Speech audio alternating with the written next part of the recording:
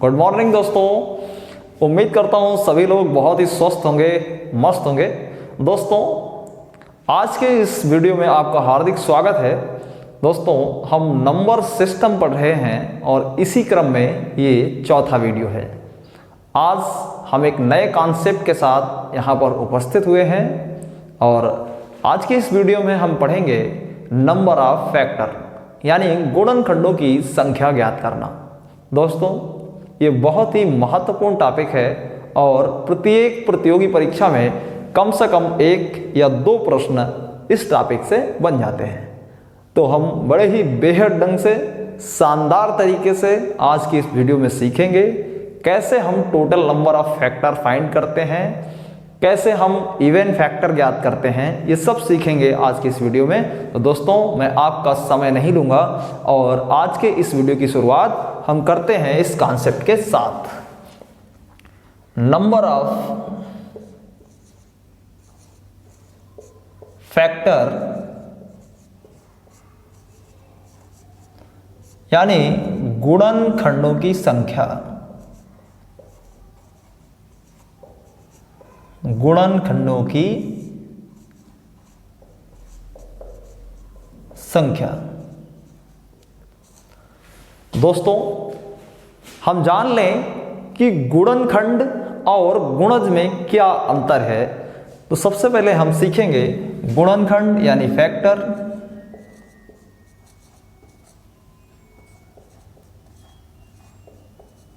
गुणनखंड और मल्टीपल यानी गुणज।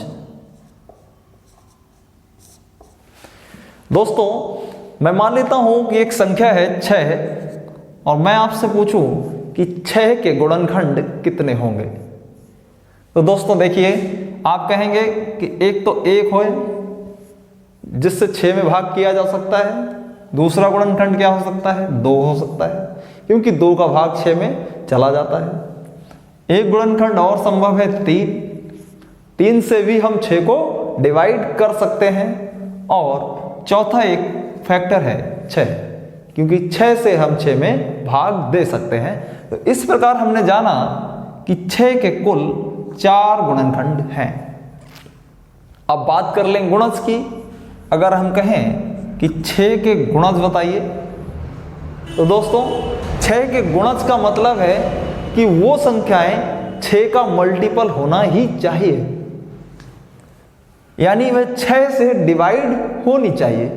तो पहली संख्या है 6 जो 6 से डिवाइड होगी, क्योंकि 6 से छोटी कोई भी संख्या 6 से डिवाइड नहीं हो सकती है। यानी 6 का पहला गुणज जो है वो 6 है। इसके अगले क्रम में 12, फिर 18, फिर 24 dot dot dot dot infinite. तो दोस्तों हमने जाना कि गुणनखंड की वैल्यू जो है वो फाइनाइट वैल्यू है। इसकी एक सीमा है, इसकी एक निश्चित संख्या है, लेकिन गुणज की कोई भी निश्चित संख्या नहीं है। अतः गुणज जो हैं वो अनंत हो सकते हैं। इतना हमने आज जान लिया।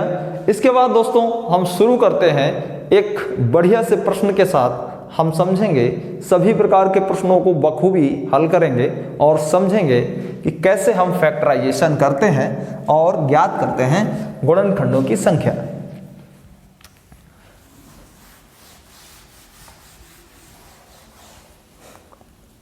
मैं एक वैल्यू लेता हूं।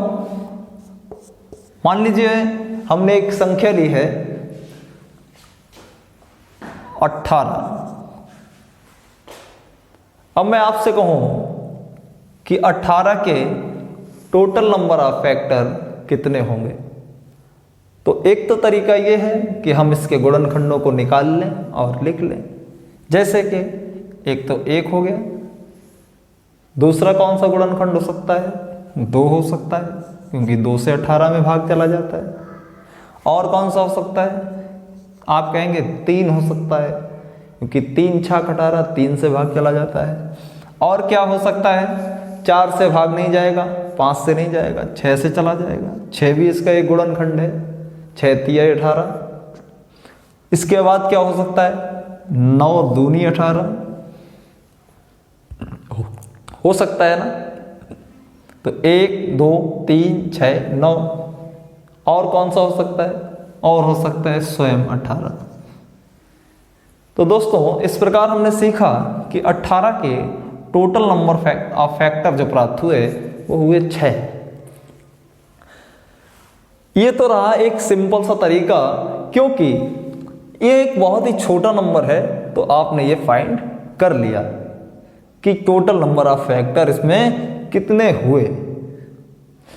अब इसको हल करने का एक और तरीका है, हम टोटल नंबर ऑफ फैक्टर ज्ञात करने के लिए जब भी हमें गुणनखंडों की संख्या ज्ञात करनी हो तो सबसे पहले हम क्या करते हैं, जो दी गई संख्या है 18, इसका प्राइम फैक्टराइजेशन करते हैं। इसके ऐसे फैक्टर करते हैं जो संख्याएं प्राइम हो, यानी कि आप कह सकते हैं कि हम 18 को लिख सकते हैं 6 गुणा 3, लिख सकते हैं 6 3 18। अब मैं आपसे कहूं क्या 6 एक प्राइम नंबर है, तो आप कहेंगे नहीं, क्योंकि 6 एक सम संख्या है। तो 6 के हम 2 टुकड़े कर सकते हैं, 2 3 6 और 1 3 यहां पर पहले से अवेलेबल है। दोस्तों अब देखिए यहां पर 2 भी एक प्राइम संख्या है और 3 भी एक प्राइम संख्या है, अतः हमने 18 को अब तोड़ लिया है प्राइम नंबर्स में। इस तरीके से ना लिख के इसे और बेहतर तरीके से हम लिख सकते हैं। क्या लिख सकते हैं कि 2 को बना रहने दें यूं का त्यों, और 3 की पावर अगर हम 2 लिख दें, तो यहां पे दोस्तों देखिए 2 की पावर 1 है और 3 की पावर 2 है। अब हम इसी प्रश्न में 4 तरीके की चीजें सीखेंगे। क्या क्या सीखेंगे? पहला प्रश्न तो हम सीखेंगे total number of factor, total number of factor question mark. इसके बाद हम सीखेंगे नंबर ऑफ इवन फैक्टर,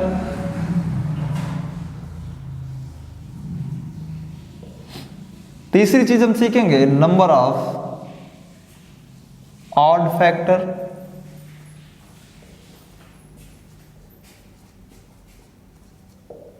और चौथी चीज सीखेंगे नंबर ऑफ प्राइम फैक्टर।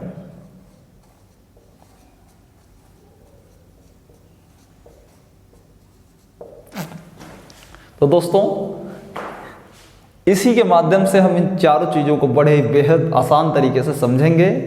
आप वीडियो में अंत तक बने रहिए। सभी लोग जो भी साथी इस चैनल से जुड़ते हैं, अगर उन्हें हमारा पढ़ाया हुआ कंटेंट अच्छा लगता है, कॉन्सेप्ट अच्छा लगता है, तो चैनल को सब्सक्राइब करना, शेयर करना और लाइक करना बिल्कुल भी ना भूलें। दोस्तों ऐसे ही हम आपके लिए बेहतरीन कंटेंट उपलब्ध कराते हैं। देखिए सबसे पहले हम ज्ञात करेंगे number of total number of factor, total number of factor.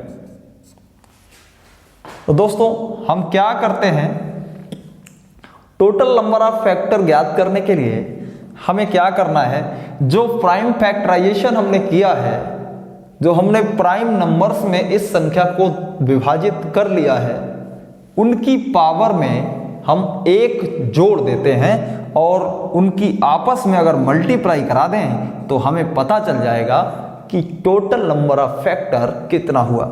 यहां पर देखिए 2 की घात है 1, तो 2 की घात 1 में 1 जोड़ा, प्राप्त हो गया 2। 3 की पावर है 2, 2 में 1 जोड़ा, प्राप्त हो गया 3। 3 दूनी 6। यहां से हमें ज्ञात हो गया कि टोटल नंबर ऑफ फैक्टर जो है वो कितने होंगे, 6 होंगे। प्यारे दोस्तों आशा करता हूं मेरी बात आपको समझ आ रही होगी। अब आप यहां देख सकते हैं, चेक कर सकते हैं। देखिए 1 2 3 4 5 6, 18 के टोटल नंबर ऑफ फैक्टर जो हैं वह हुए 6, और हमने यहां पर ज्ञात किया टोटल नंबर ऑफ फैक्टर इस विधि के द्वारा, तो हमें प्राप्त हो गया 6। दोस्तों अब इसी में हम सीखेंगे नंबर ऑफ इवन फैक्टर कैसे ज्ञात करते हैं। Number of even factor.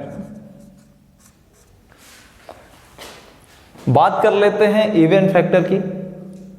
तो दोस्तों प्राइम फैक्टराइजेशन में जब हम किसी भी संख्या के प्राइम फैक्टर करते हैं तो इसमें एक बात तो निश्चित है कि जो जो इवन की बात कर रहा है, इवन नंबर बनाने की जो भी पॉसिबिलिटीज हैं वो केवल तभी संभव है जब वह संख्या 2 का गुणज हो।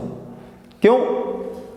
क्योंकि प्राइम फैक्टर्स में मात्र एक नंबर ऐसा है जो कि प्राइम भी है और इवन भी है, सम भी है। यानी कि यहां पर जो भी इवन बनाने की जिम्मेदारी है, यानी इवन बनाने की जो भी जिम्मेदारी है वो 2 के पास है। 2 का गुणज ही इवन फैक्टर बना सकता है। तो हमें एक बात तो साफ हो गई कि अगर हमें नंबर ऑफ इवन फैक्टर निकालना है तो हमें 2 के गुणज ज्ञात करने ही होंगे। देखिए अब यहां पर क्या करेंगे, इसको निकालने के 2 तरीके। एक तरीका मैं आपको ही बता दे रहा हूं, सबसे पहले आप सीख लीजिए। जैसे 2 की पावर 1 है गुणा 3 की पावर हमारे पास है 2, तो हम क्या कर सकते हैं कि हम यहां पर से 2 का गुणज यानी 2 को हम कॉमन ले लें। तो अंदर क्या बचेगा, अंदर 2 की पावर 1 था, 2 की पावर 1 था, हमने 2 कॉमन ले लिया, अंदर क्या बचा, कुछ नहीं बचा, 1 बचा। गुणा 3 की पावर क्या है, 3 की पावर 2 है। अब हम देख लें इवन फैक्टर कितने हो सकते हैं, तो यहां देख लीजिए 3 की पावर 2 है, 2 में 1 जोड़ेंगे हो जाएगा 3, यानी कि नंबर ऑफ इवन फैक्टर हुए 3। कितने हुए, 3। अब आप यहां पर देख सकते हैं कि इवन जो फैक्टर हैं कितने हैं। यहां पर आप चेक कर सकते हैं कि देखिए एक तो 2 हो गया इवन फैक्टर, एक तो 6 हो गया और एक 18 हो गया। तो नंबर ऑफ इवन फैक्टर हुए 3 और एक है 2, 6 और 18। इसके बाद हम सीख लेते हैं कि number of odd factor. Number of odd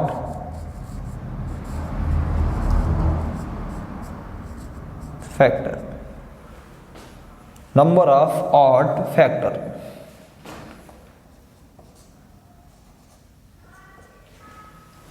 odd factor की जब बात आ ही गई है तो जब बात कर रहा है ऑड की तो हमें इवन यानी कि 2 के गुणज को तो छोड़ ही देना है, क्योंकि 2 का गुणज जो भी होगा जिसमें भी 2 से गुणा हो रही होगी वह सम बना रहा होगा, इवन बना रहा होगा।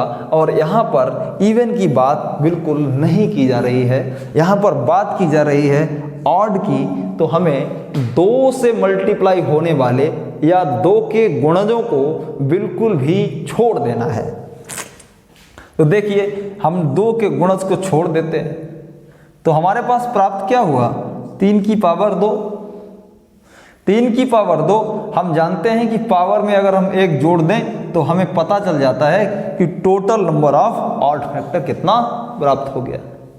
तो total number of odd factor भी कितने हो गए, 3। यहां देख सकते हैं आप, एक तो total number of odd factor में एक तो 1 है तो 3 है और 9 है। तो दोस्तों यहां पर जो ऑड फैक्टर हैं वो है 3 और इवन फैक्टर हैं वो भी हैं 3। और ऑड फैक्टर और इवन फैक्टर दोनों मिलकर टोटल नंबर ऑफ फैक्टर के बराबर होना चाहिए। देख सकते हैं आप यहां पर total number of even factor आया है 3 और टोटल नंबर ऑड फैक्टर आया है 3, और हमने अभी अभी ज्ञात किया कि टोटल नंबर ऑफ फैक्टर जो है वो आया है 6।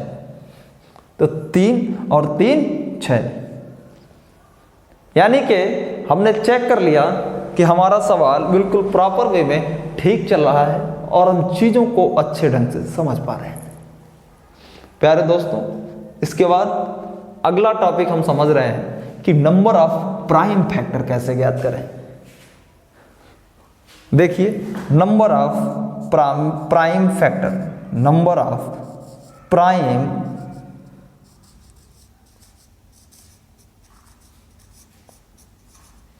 फैक्टर,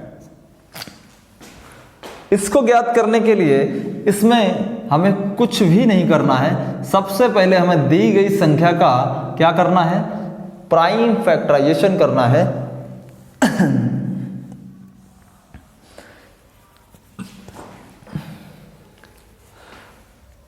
दोस्तों यहां पर लिख लेता हूं, थोड़ा सा शॉर्टेज है जगह की। आशा करता हूं आप समझ पा रहे होंगे मेरी बात को कि number of prime factor.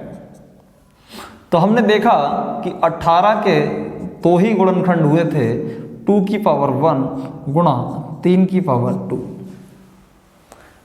2 prime numbers में हमने इनको तोड़ा था, 2 की पावर 1 थी और 3 की power 2। Total number of factor जो है इसमें 6 प्राप्त हुए। हम प्राइम फैक्टर ज्ञात करने के लिए क्या करते हैं कि पावर्स में एक को ऐड नहीं करते हैं, जो भी पावर दी गई है मूल में उन्हीं का मल्टीप्लाई कराते हैं और इस प्रकार हमें प्राइम फैक्टर प्राप्त हो जाता है। देखिए 1 गुणा में 2 बराबर कितना हो गया, 2। अर्थात 18 के 2 ऐसे फैक्टर होंगे जो कि प्राइम फैक्टर होंगे। आप गुणनखंड लिख के देख लीजिए, यहां पर चेक कर सकते हैं आप। 1 2 3 6 9 और 18। यहां पे देखिए, एक तो 2 ऐसी संख्या है जो प्राइम है और एक 3 ऐसी संख्या है जो प्राइम है। तो आपने देखा कि नंबर ऑफ प्राइम फैक्टर हमने यहां ज्ञात किया, वो भी आया 2 और इसके हमने साधारणता गुणनखंडों को खोल के देखा, तब भी गुणनखंडों की जो संख्या थी प्राइम फैक्टर की वो आई 2। दोस्तों एक अगले एग्जाम्पल के साथ हम समझते हैं, बहुत ही खूबसूरत ढंग से समझेंगे पूरी कहानी को। आशा करता हूं मैं अच्छे ढंग से आपको समझा पाऊंगा।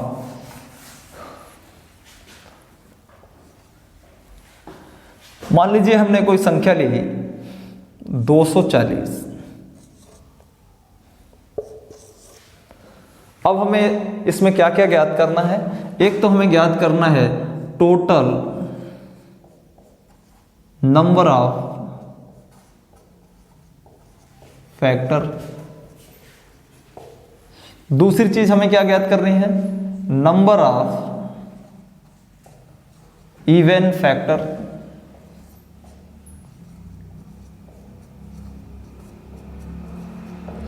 तीसरी चीज हम याद करेंगे नंबर ऑफ ऑड फैक्टर। और चौथी चीज हम देखेंगे नंबर ऑफ प्राइम फैक्टर।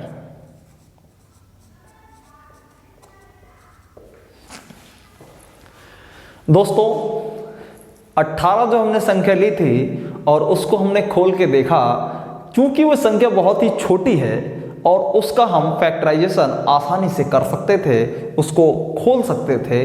लेकिन अगर सवाल में आपको थोड़ी सी भी बड़ी संख्या प्राप्त हो गई तो आप जो है उसके टोटल नंबर ऑफ फैक्टर को खोल नहीं पाएंगे।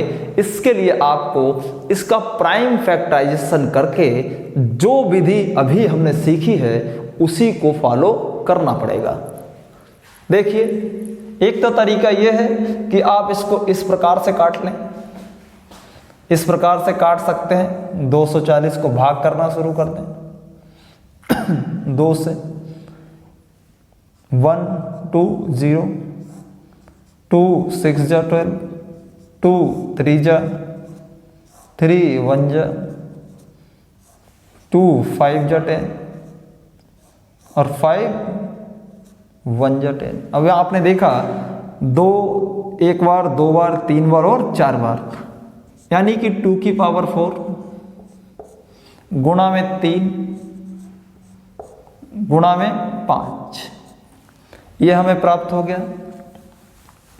यहां पे देखिए 2 भी एक प्राइम नंबर है, 3 भी एक प्राइम नंबर है और 5 भी एक प्राइम नंबर है, अतः हमने सफलतापूर्वक इसे प्राइम नंबर्स में तोड़ लिया है, कन्वर्ट कर लिया है। दोस्तों सबसे पहला सवाल टोटल नंबर ऑफ फैक्टर, तो यहां पे हम देखेंगे total number of factor, total number of factor. जैसा कि हमने पिछले कॉन्सेप्ट में समझा है, पिछले सवाल में समझा कि हम पावर्स में एक ऐड करेंगे और आपस में क्या करा देंगे, मल्टीप्लाई करा देंगे। 2 की पावर है 4, 4 में 1 जोड़ेंगे 5, 3 की पावर है 1, 1 में 1 जोड़ेंगे हो जाएगा 2, 5 की पावर है 1, 1 में 1 जोड़ेंगे हो जाएगा 2, यानी कि 5 दूना 10, 10 दूना 20। 240 के टोटल नंबर ऑफ फैक्टर प्राप्त हुए 20। दोस्तों क्या संभव है कि हम 20 फैक्टर्स को इस प्रकार से लिख सकें, 1 2 3 6 8?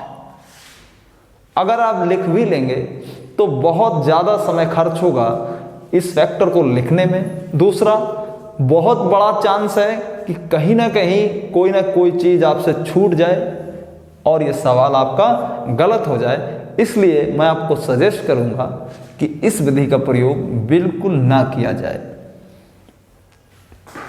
टोटल नंबर ऑफ फैक्टर ज्ञात करने का ये तरीका है प्रॉपर, और इसी प्रकार से टोटल नंबर ऑफ फैक्टर हम ज्ञात करते हैं। दोस्तों इसके बाद हम देख लेंगे, इसमें दूसरा सवाल है हमारा नंबर ऑफ इवन फैक्टर। तो हम देखते हैं number of even factor.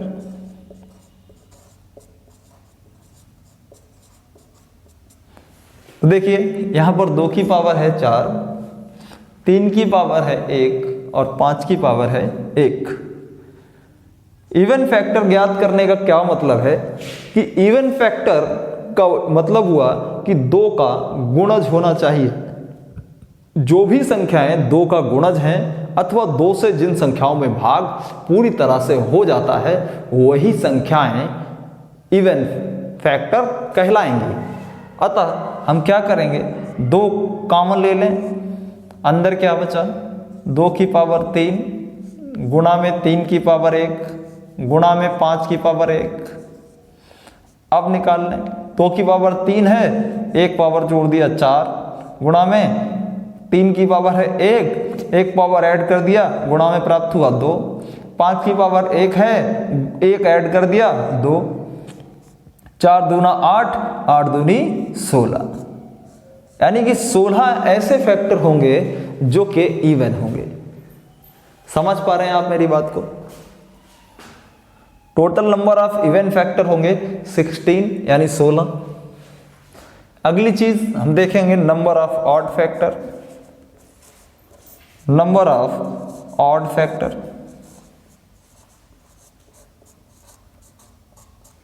Odd factor में जैसा ही उस बात कर रहा है कि ऑड फैक्टर हम ज्ञात करेंगे तो क्या करेंगे, इवन वाले पार्ट को हम बिल्कुल ही छोड़ देंगे और इवन वाला पार्ट वही होगा जो 2 की पावर में दिया गया होगा, क्योंकि मात्र एक ऐसी संख्या है जो कि इवन है और प्राइम भी है, तो वह है 2। यानी कि 2 वाले पोर्शन को हमें क्या करना है, छोड़ देना है। अब हम क्या हमारे पास प्राप्त हो रहा है, 3 की पावर 1 और 5 की पावर 1। 3 की पावर 1 गुणा में 5 की पावर 1। हम क्या करते हैं, पावर में 1 ऐड करते हैं और आपस में क्या करा देते हैं, मल्टीप्लाई करा देते हैं। और यहां पर देखिए दोस्तों, इस प्रकार हमें प्राप्त हो गया 4। तो नंबर ऑफ ऑड फैक्टर आ गया 4। अब हम चेक कर लेते हैं क्या हमने टोटल नंबर ऑफ फैक्टर ठीक निकाला है या नहीं। तो कैसे चेक करेंगे, नंबर ऑफ इवन फैक्टर और नंबर ऑफ ऑड फैक्टर का सम जो है वह टोटल नंबर ऑफ फैक्टर के बराबर होना चाहिए। देखिए यहाँ पर नंबर ऑफ इवन फैक्टर हमने प्राप्त किया, वो आया 16। नंबर ऑफ ऑड फैक्टर ज्ञात किया, वो आया 4। 16 और 4 होता है 20, यानी कि हमारा उत्तर बिल्कुल सही है। अब हम बात कर लें प्राइम फैक्टर की। Number of prime factor,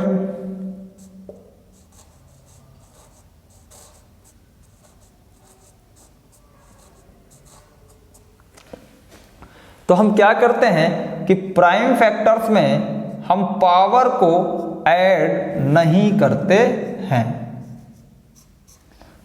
power में हम कुछ भी ऐड नहीं करते हैं। यहां पर 1 है, 1 आएगा, गुणा में यहां पर भी 1 है, 1 आएगा, गुणा में यहां 4 है तो 4 आएगा, यानी कि इस प्रकार हमें प्राप्त हो गए total number of prime factor 4। इस प्रकार दोस्तों हम ज्ञात करते हैं total number of factor, number of even factor, number of odd factor और नंबर ऑफ प्राइम फैक्टर। कुछ बातें मैं और बेहतरीन सी आपको बताना चाहता हूं इसी सवाल के माध्यम से। अब आपने सीख लिया कि टोटल नंबर ऑफ फैक्टर कैसे निकालेंगे, नंबर ऑफ ऑड फैक्टर कैसे निकालेंगे, नंबर ऑफ इवन फैक्टर कैसे निकालेंगे और प्राइम फैक्टर कैसे निकालेंगे। अब यही सवाल अगर आपसे कहता है 2 की पावर 4, क्या था? 2 की पावर 4 था। खोल के देख लेते हैं फिर से।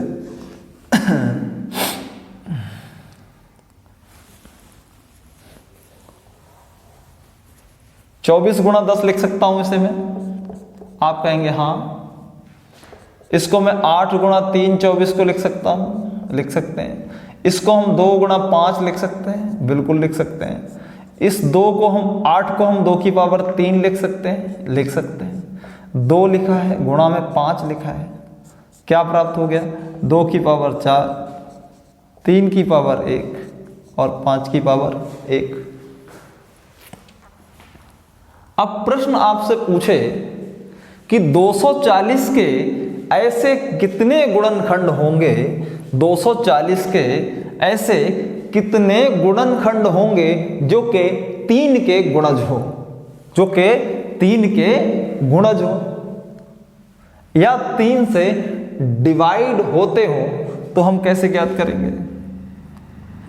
Number of factor, number of factor, number of factor of multiple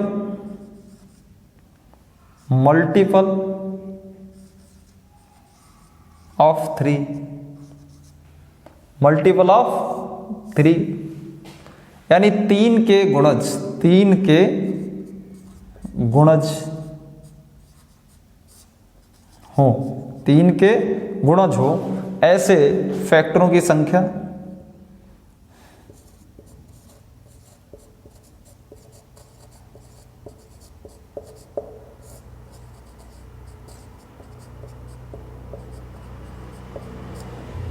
संख्या जो 3 के गुणज हो, गुणनखंडों की संख्या जो 3 के गुणज हो। कैसे ज्ञात करेंगे? देखिए यहां पर तो क्या करते हैं, जैसे कि हमने इवन फैक्टर को ज्ञात किया तो हमने उसमें 2 को कॉमन लिया। क्यों? क्योंकि इवन फैक्टर वही होगा जो 2 का गुणज हो, क्योंकि 2 के गुणा होने पर ही जो इवन है वो बनेगा। अतः यहां पर हम 3 का गुणज ज्ञात कर रहे हैं तो हम यहां पर 3 कॉमन ले लेंगे। यहां पर देखिए आपको क्या मिलेगा, 2 की पावर 4 ज्यों का त्यों रहेगा। 3 की पावर 1 थी, हमने बाहर कॉमन ले लिया, अंदर कुछ नहीं बचा। अब क्या बचा? 5 की पावर 1 बची। यहां पर देखिए 2 की पावर 4 है, पावर में 1 ऐड कर दिया 5, 1 था 2 हो गया, यानी कि 5 दूनी 10। तो टोटल 10 ऐसे फैक्टर हमें मिलेंगे 240 में, जो कि 3 के क्या होंगे, गुणज होंगे अथवा 3 से डिवाइड होते होंगे। आशा करता हूं आप मेरी बात को बहुत ही अच्छे ढंग से समझ पाए होंगे। अगर आपसे सवाल यही पूछ दे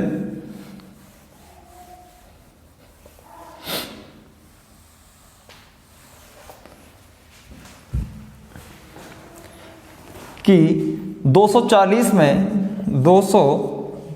में ऐसे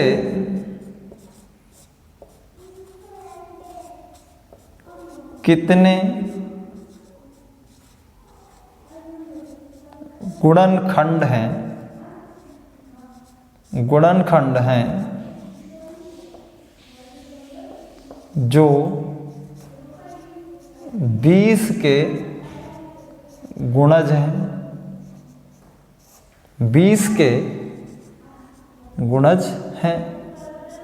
तो हम क्या करेंगे, ऐसी संख्याओं को बाहर निकाल लेंगे जिनसे 20 बनता हो।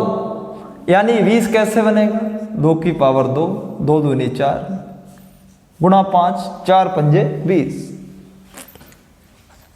अंदर क्या बचा, 2 की पावर 2 बचा, गुणा में 3 की पावर 1 बचा, 5 की पावर 1 था जो बाहर आ गया।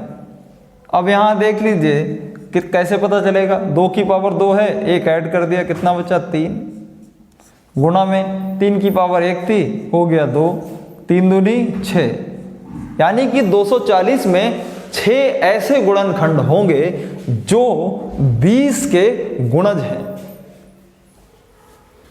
इस प्रकार से विभिन्न प्रकार के सवाल जो है, बड़े अच्छे अच्छे सवाल परीक्षाओं में इस कॉन्सेप्ट से बनते हैं। दोस्तों आशा करता हूं आप मेरी बात को बड़े ही बेहतर ढंग से समझ पाए होंगे। दोस्तों अगली वीडियो में हम समझेंगे सम ऑफ फैक्टर। आज के लिए इतना ही, क्योंकि हमने सीखा है टोटल नंबर ऑफ फैक्टर। आज हमने सीखा है टोटल नंबर ऑफ फैक्टर। एक प्रश्न मैं लिखता हूं, आप वीडियो में कमेंट के माध्यम से आंसर देंगे कि इसमें टोटल नंबर ऑफ फैक्टर क्या होगा। 360। इसमें आपको 4 प्रश्नों का उत्तर देना है। Total number of factor, total number of factor. दूसरा नंबर है नंबर ऑफ इवन फैक्टर।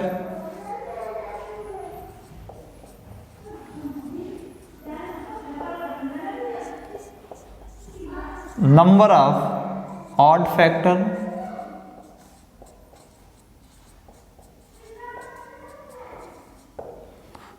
और नंबर ऑफ प्राइम फैक्टर।